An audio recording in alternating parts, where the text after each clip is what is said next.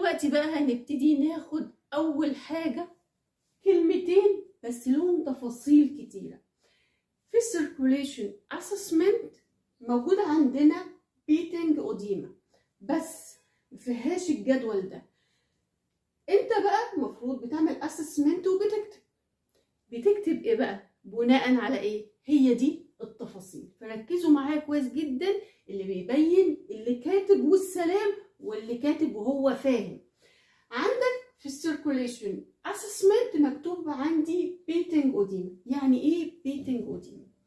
بيتنج اوديما ساعات في ناس رجلها مثلا بتورم قوي، بتبقى ورمه قوي، فانا بعمل لها بيتنج اوديما، بحط صباعي بحاول ايه اعمل بريشر، بضغط فبتعمل حفره. بيتنج يعني حفره. الحفره دي بيبقى لها عمق مثلا 2 سم 4 سم 6 سم. الحفرة دي هتبتدي ترجع تاني لأصلها. ازاي يا دكتور؟ يعني مثلا حد عنده ورم في مية في جسمه، فأنا هاجي أضغط بصبعي فهتعمل حفرة كده. الحفرة دي لها عمق، بعد فترة زمنية هتبتدي ترجع تاني. فليها جريد يعني درجات. عندي 4 درجات، جريد 1 2 3 4. طيب لما اجي بقى اقول لك البيتنج اوديما هتعملها ازاي؟ مين اللي بيعملها؟ انت. بشوف لو طبعا اي حد بعمل له كده لا، بعملها للشخص اللي هو عنده بيتنج اوديما. انا شايفه اللي هو عنده بيتنج اوديما هعملها ازاي؟ بصبعي هبتدي اضغط فهتعمل حفره. بالنظر كده هبتدي اقيم الحفرة ديت عمقها قد ايه، وهترجع الحفرة دي تاني لطبيعتها امتى.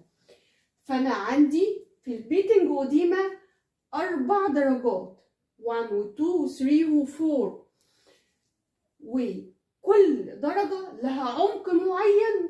وريباوند يعني ارتدادها، ارتداد الحفرة دي هترجع في وقت قد ايه. واحدة واحدة. بيتنج اوديما لها 4 أنواع، 1 2 3 4. أول نوع بيبقى البيتنج ديبس، عمق الحفرة 2 سم.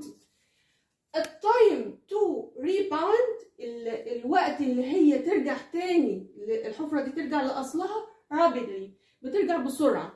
ففي الحالة دي هقول جريد 1. جريد 2 لو الحفرة دي البيتنج ديبس 4 سم، بتقعد من 10 ل 15 ثانية عبال ما ترجع تاني لطبيعتها، اللي هي التايم تو ريباوند. طيب لو هي جريد 3 هلاقي الحفرة دي 6 سم وهتقعد 30 ثانية عبال ما ترجع تاني لأصلها. طيب جريد 4 هلاقي الحفرة دي 8 سم وهتقعد أكتر من 30 ثانية عبال ما ترجع لأصلها. في النقطتين دول في مدارس بتقول بتقعد لغاية دقيقة. يبقى لما اجي اقول لك في البيتنج اوديما والاقيك عامل علامة صح، تفهمني تقول لي يا ترى البيتنج اوديما جريد ايه؟ يا ترى جريد 1 ولا 2 ولا 3 ولا 4؟ ولو طلعتها 4 بناء على ايه؟ هتقول لي يا دكتور لقيت العمق البيتنج الحفرة 8 سم وقعدت اكتر من 30 ثانية. سألتك قلت لي جريد 1، قلت لك بناء على ايه؟ قلت لي يا دكتور البيتنج ديبس كانت 2 سم وقعدت رابيدلي، يعني ما قعدتش وقت، على طول الحفرة دي رجعت تاني لأصلها.